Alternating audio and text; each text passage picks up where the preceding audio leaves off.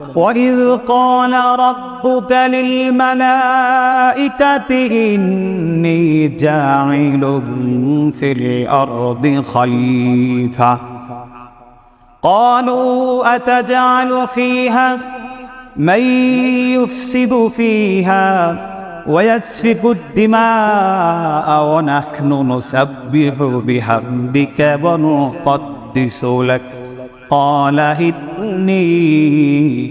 أعلم ما لا تعلمون আল্লাহ যখন পৃথিবীর মধ্যে মানুষ সৃষ্টি করবেন,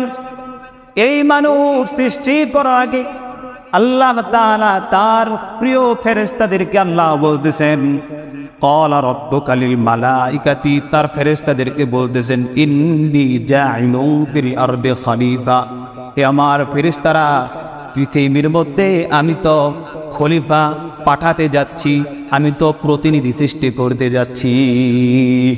সুবহানাল্লাহ।